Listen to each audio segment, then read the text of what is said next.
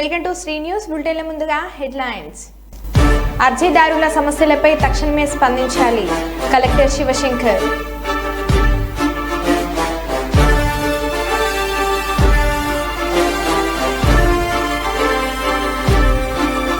తమ తండ్రి జ్ఞాపకార్థంగా విగ్రహాన్ని ఏర్పాటు చేసి పలువురికి ఆదర్శంగా నిలిచిన కుమారులు.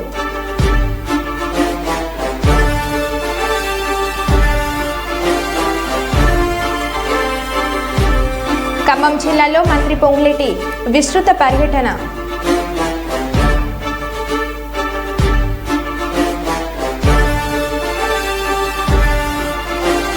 నాగార్జున యాదవ్ను అరెస్ట్ చేసిన కుప్పం పోలీసులు.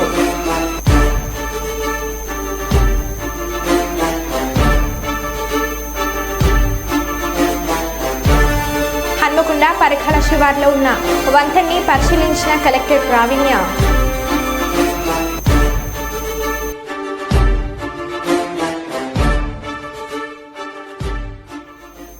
ఇక వివరాల్లోకి వెళ్తే ఖమ్మం జిల్లా నేలకొండపల్లి మండలంలో రెవెన్యూ శాఖ మంత్రి పొంగులేటి శ్రీనివాసరెడ్డి విస్తృతంగా పర్యటించి పలు అభివృద్ధి పనులకు శంకుస్థాపన చేశారు. నేలకొండపల్లిలో సైడ్ రోడ్, బొందులబండలో బీటీ రోడ్డు, ప్రభుత్వ ఆసుపత్రి, ప్రహారీ గోడ నిర్మాణ పనులకు మంత్రి శంకుస్థాపన చేశారు. ఈ సందర్భంగా ఆయన మాట్లాడుతూ గ్రామాల అభివృద్ధికి ప్రభుత్వం కట్టుబడి ఉందన్నారు. అభివృద్ధి పనులను వేగవంతం పూర్తి చేయాలని అధికారులను ఆయన ఆదేశించారు. అర్హులైన ప్రతి ఒక్కరికి ప్రభుత్వ పథకాలు అందుతాయని ఆయన తెలిపారు. పాలేరు నియోజకవర్గాన్ని అన్ని రకాలుగా అభివృద్ధి చేస్తానని శ్రీనివాసరెడ్డి చెప్పారు.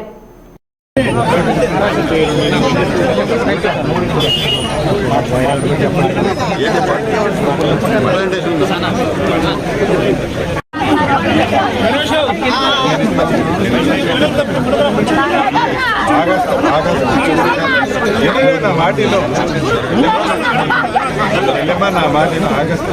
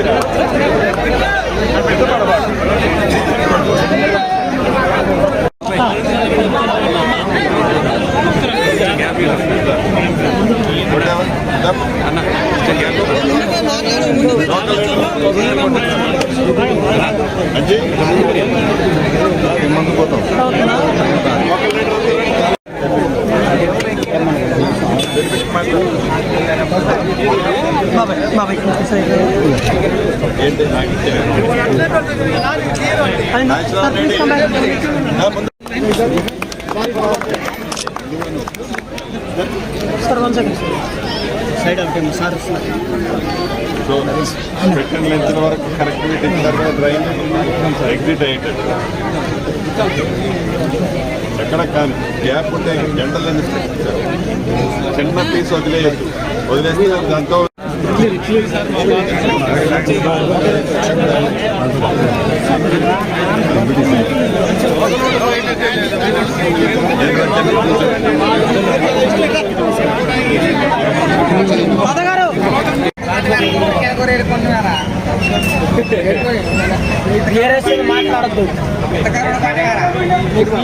హన్మకొండలో వర్షాల కారణంగా దెబ్బతిన్న హన్మకొండ జిల్లా నడికూడ మండలం కంటాత్మకూర్ గ్రామ శివార్లో నిర్మాణంలో రోడ్డు, అదేవిధంగా పరకాల శివార్లో ఉన్న చెలివాగు వంతెనను జిల్లా కలెక్టర్ పి ప్రావీణ్య సోమవారం పరిశీలించారు. కంటాత్మకూర్ వద్ద ఉన్న వాగుల నుండి వరద ఉధృతంగా పోతుండటంతో దెబ్బతిన్న కాజ్వేను కలెక్టర్ సందర్శించి అక్కడి వంతెనను, రోడ్డు నిర్మాణానికి సంబంధించిన వివరాలను R&B సురేష్ బాబు ఇతర అధికారులను కలెక్టర్ అడిగి తెలుసుకున్నారు. వరద ప్రవాహం గురించి, అక్కడి పంటలకు సంబంధించిన వివరాలను స్థానిక రైతులు కలెక్టర్కు వివరించారు.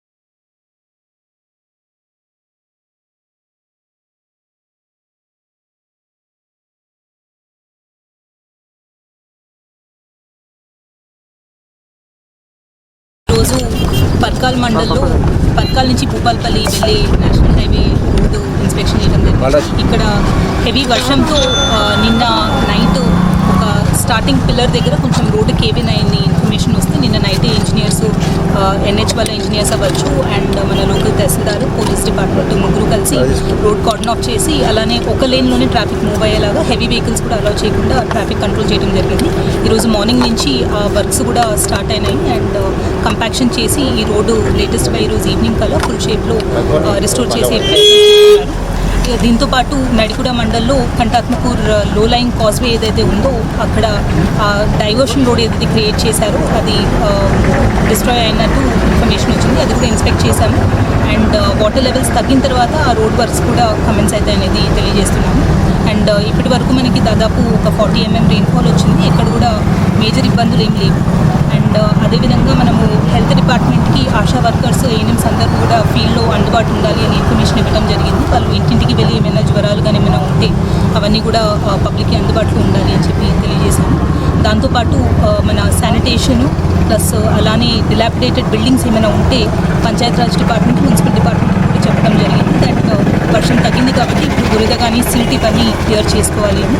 అండ్ ఎవరు కూడా ఇంకా నెక్స్ట్ 2-3 days కూడా మనకి పాత బిల్డింగ్స్లో ఎవరు ఉండదు అనేది రిక్వెస్ట్ చేస్తున్నాము. ఎందుకంటే తడిగోడలు కూలే అవకాశం ఉంటుంది కాబట్టి ఇంకొక నెక్స్ట్ 72 hours వరకు కూడా రిలేటివ్స్ ఇంటూ కానీ చుట్టాల ఇంటికి కానీ అట్లా వెళ్ళాలి అని కోరుతున్నాము. అండ్ పంచాయత్ డిపార్ట్మెంట్ నుంచి కూడా ఇదే ప్రయత్నాలు చేస్తున్నాము.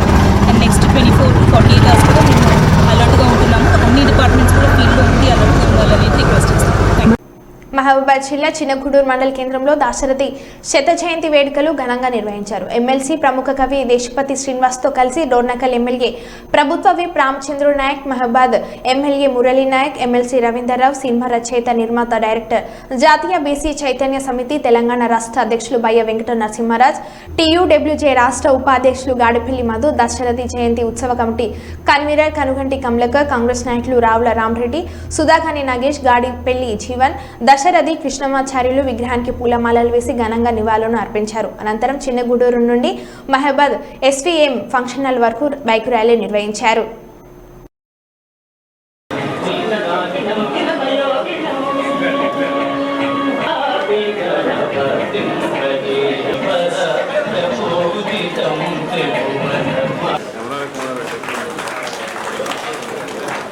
గట్టిగా చప్పట్లతో మన అశోకాన్ని తెలియజేద్దామండి.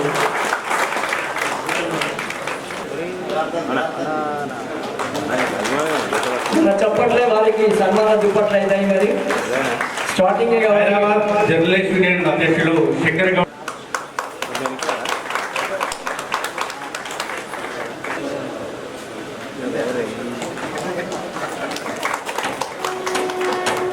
బ్రహ్మాండంగా ఇప్పుడు అద్భుతమైన కార్యక్రమం చిన్నగూడూరులో జరిగింది.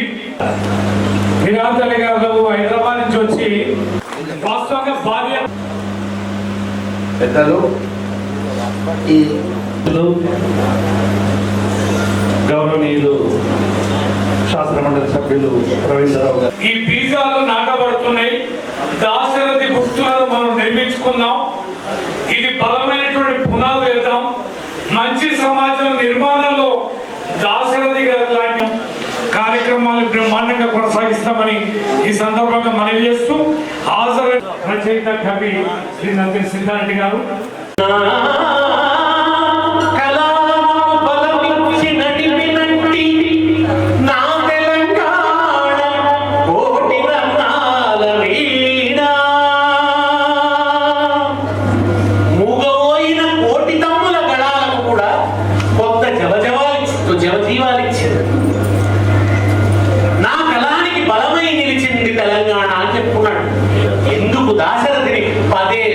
పదే గుర్తు చేసుకోవాలంటే దాశరథి అంటే తెలంగాణ, తెలంగాణ అంటే దాశరథి.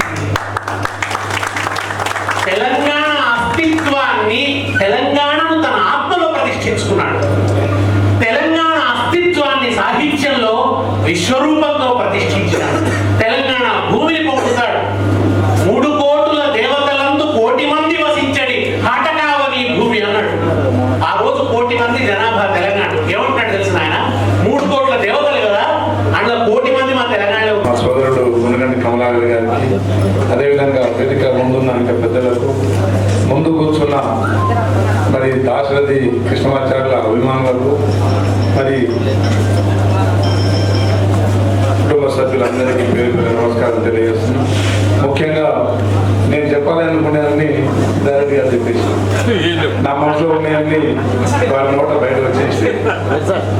కాకపోతే తెలంగాణ యువత ఆ రోజు నేను బాల్యంలో ఉన్నప్పుడు విన్న విషయాలు కావచ్చు, చూసిన కొన్ని విషయాలు కావచ్చు, ఆ రోజులు భూములన్నీ కొంతమంది చేతిలో ఉండడం, అదేవిధంగా పండించే పంటలు కూడా కొంతమందికి చేరడం అనేది వారిలో నాకు తెలిసి ఒక విప్లవం. ఈరోజు దాశరథి కృష్ణమాచార్యులు గారు కేవలం కవి మాత్రమే కనబడట్లేదు, వారిలో ఒక విప్లవకారుడు, ఒక పండితుడు, మేధావి, సత్యాన్వేషి, అన్వేషించేవాడుగా వారు నేను అనుకుంటున్నా. ఎందుకంటే వారి పుస్తకాల పేర్లు కూడా రుద్ర వీణ, రుద్ర అంటే రక్తంతో కలిసిన వీణ, ఇక ఎలాంటి పాటలు పాడుతుందో మీకు తెలుసు. అదేవిధంగా అగ్నిధార, మరి అగ్నిధార అలాంటి టైటిల్స్, ఆ టైటిల్లోనే వారి ఆలోచన విధానాలు మనకు తెలిసే విధంగా తెలుస్తూ ఉంది. ముఖ్యంగా మాకు దేవులపల్లి ప్రభాకర్ గారిని ఒక తెలుగు పండితులు ఉండేవారు ఇంటర్మీడియట్లో, వారు అష్టావధాని, శతావధాని. వారు ఒకరోజు అష్టావధానం మా కాలేజీలో పెడుతుంటే నేను కూడా ఏదో తెలుసుకోవాలని ఆ తెలుగు నేను సైన్స్ స్టూడెంట్, నేను డాక్టర్ కావాలి లక్ష్యంతో పోయినని. ఛత్తీస్గఢ్ రాష్ట్రంలోని ఆర్లపెంట పంచాయతీ కిస్తారం గ్రామానికి చెందిన రవ్వ భీముడు కొన్ని నెలలుగా అనారోగ్యంతో బాధపడుతున్నాడు. తీవ్ర అస్వస్థకు గురి కావడంతో కుటుంబ సభ్యులు భద్రాచలం ప్రైవేట్ ఆసుపత్రిలో చేర్పించారు. ఖర్చులు పెరగడంతో కుటుంబ సభ్యులు భద్రాచలం ప్రైవేట్ ఆసుపత్రి నుండి చికిత్స కోసం రోగిని బైగాకు తీసుకువెళ్లారు. కొన్ని రోజుల పాటు చికిత్స అనంతరం రోగి మృతి చెందాడు. మృతదేహాన్ని స్వగ్రహం ఆర్లపెంటకు తీసుకురావాల్సి వచ్చింది. తిగాన్పల్లి నుంచి స్వగ్రామం ఆర్లపెంట పంచాయతీ కిస్తారం వరకు కల్వట్టు దాటేందుకు 20 కిలోమీటర్ల అడవి మార్గంలో నడిచి మృతదేహంను తీసుకొని వెళ్లారు.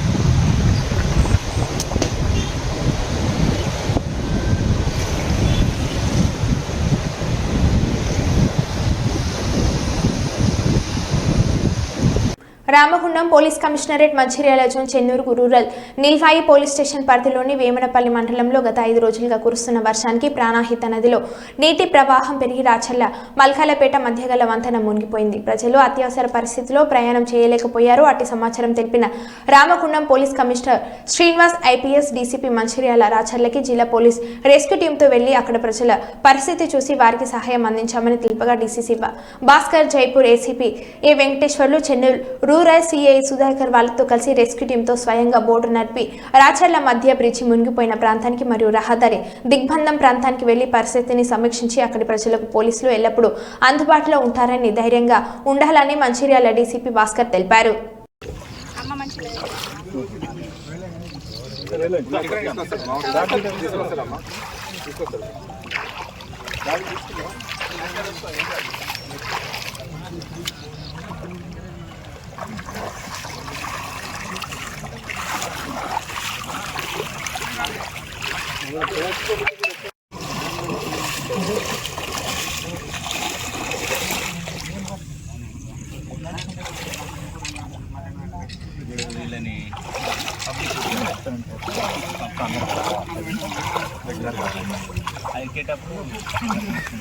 ఓకే సార్ వచ్చేసాయి.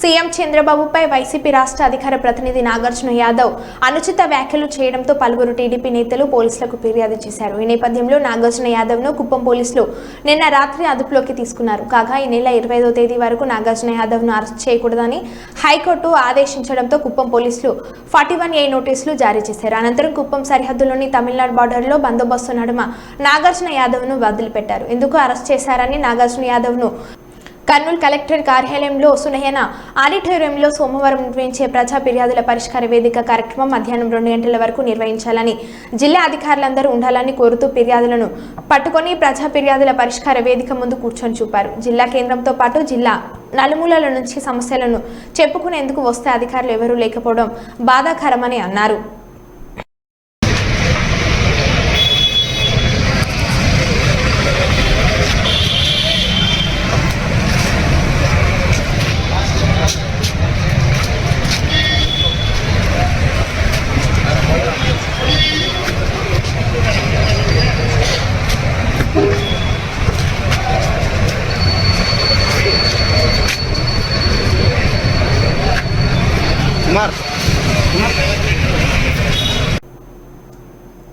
భద్రాద్రి రామయ్య సన్నిధిలో గత 40 రోజులుగా భక్తులు స్వామివారికి హుండీల ద్వారా సమర్పించిన ఆదాయం 1,21,44,579 రూపాయలు వచ్చింది. సోమవారం ఉదయం నుంచి సాయంత్రం వరకు సుమారు 300 మంది భక్తులు, స్వచ్ఛంద సేవ సంస్థ సభ్యులు, ఆలయ అర్చకులు, సిబ్బంది ఆలయ హుండీ లెక్కింపులో పాల్గొన్నారు. ఆలయ కార్యనిర్వహణాధికారి ఎల్ రమాదేవి ఆధ్వర్యంలో సీసీ కెమెరాల పర్యవేక్షణలో పోలీస్ బందోబస్తు నడుమ ఆలయ లెక్కింపు జరిగింది.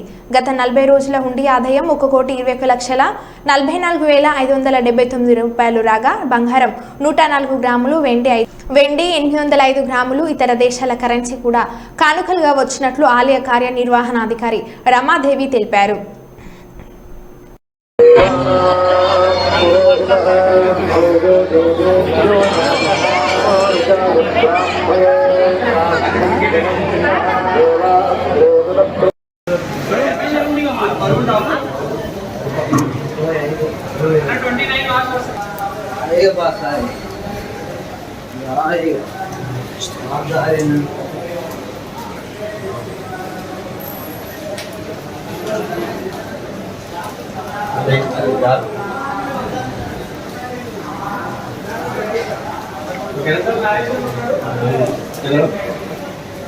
Okay. 11, 12.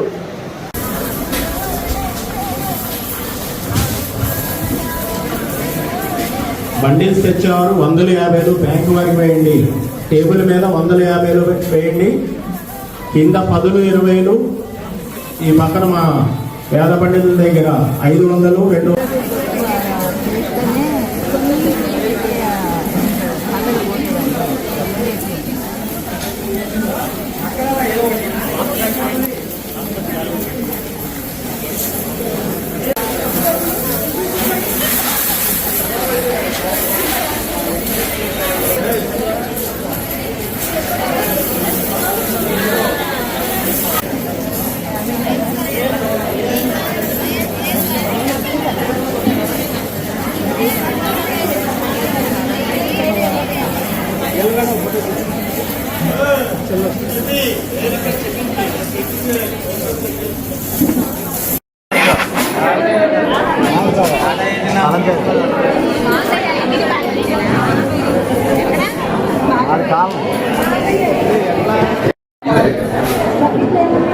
డబ్బులను బకెట్ క్యాష్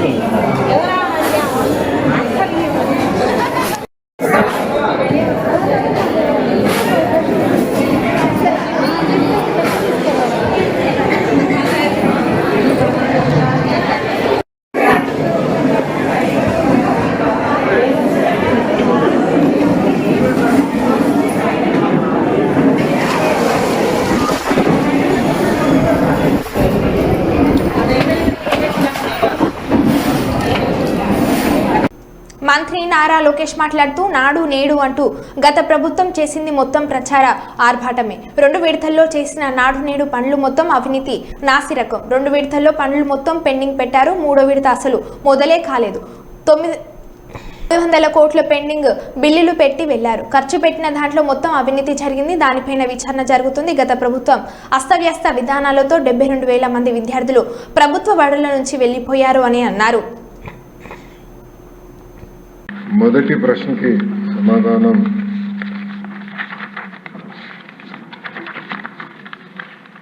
మొదటి విడత కింద 15,713 పాఠశాలల్లో ఈ కార్యక్రమం చేపట్టడం జరిగింది. కానీ మొదటి విడత పూర్తి చేసడానికి ఇంకొక 880 కోట్ల 39 లక్షల రూపాయలు అవసరం ఉంది. రెండో విడత కింద 22,311 పాఠశాలలో పనులు చేపట్టడం జరిగింది.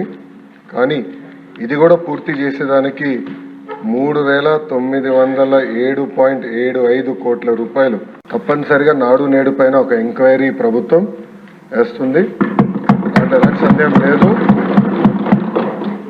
అగ్రిమెంట్స్ ఏంటి, గతంలో ఎవరికి ఇచ్చారు ఈ వర్క్లు, ఎందుకు పనులు సరిగా జరగలేదు, నాసరికైన పనులు జరిగిననేది పేపర్లో కూడా గతంలో వచ్చింది. దానిపైన తప్పనిసరిగా ఎంక్వైరీ వేస్తాం. రెండోది సాంబశివరావు గారు చెప్పినట్లు ఫేజ్ 1లో కొన్ని భవనాలు కట్టారు, కానీ అది మూసేశారు, అంటే వాడట్లేదు. ఏకంగా స్కూల్స్నే మూసేసే పరిస్థితికి వచ్చారు. తెలుగుదేశం, జనసేన, భారతీయ జనతా పార్టీ విధానం ఒకటి. ప్రభుత్వ పాఠశాలల్ని మేము బలోపేతం చేస్తాం. ప్రైవేట్ పాఠశాలలకి ధీటుగా ప్రభుత్వ పాఠశాలలు తీర్చిదిద్దాలనేది మా లక్ష్యం. అందుకే చంద్రబాబు నాయుడు గారి నాయకత్వంతో మెగా డిఎస్సి కూడా ప్రకటించాం. ఉపాధ్యాయుల పోస్టులు కూడా భర్తీ చేస్తున్నాం. నెక్స్ట్ ఇయర్ ఏదైతే స్కూల్ ఓపెన్ అయ్యే సమయానికి ఉపాధ్యాయులు కూడా పకడ్బందీగా మేము ఏర్పాటు చేస్తాం. దాంతోపాటు రాజుగారు ప్రధానంగా ప్లే గ్రౌండ్స్ ఏర్పాటు చేస్తే బాగుంటుందని కోరారు. ఉపాధి హామీ పథకంతో అనుసంధానం చేస్తాం. పవనంతో నేను చర్చిస్తాను. ఆయనతో పాటు మన స్పోర్ట్స్ మినిస్టర్తో కూడా ఆల్రెడీ డిస్కషన్ చేశాను. ఇంటర్ స్కూల్ కాంపిటీషన్ ఎట్లా పెట్టాలి, ఇంటర్ డిస్ట్రిక్ట్ కాంపిటీషన్స్ ఎట్లా ఏర్పాటు చేయాలి, కేవలం స్పోర్ట్సే కాదు ఆర్ట్స్ అండ్ క్రాఫ్ట్స్ని ఎట్లా ప్రోత్సహించాలి అని దానిపైన మేము కూడా డిస్కస్ చేస్తున్నాం.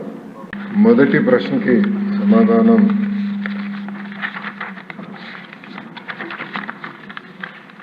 మొదటి విడత కింద 15,713 పాఠశాలల్లో ఈ కార్యక్రమం చేపట్టడం జరిగింది. కానీ మొదటి విడత పూర్తి చేసడానికి ఇంకొక 880 కోట్ల 39 లక్షల రూపాయలు అవసరం ఉంది. రెండో విడత కింద 22,311 పాఠశాలలో పనులు చేపట్టడం జరిగింది. కానీ ఇది కూడా పూర్తి చేసేదానికి 3,907.75 కోట్ల రూపాయలు. మరో బులెటిన్లో మళ్ళీ కలుద్దాం. Stay tuned.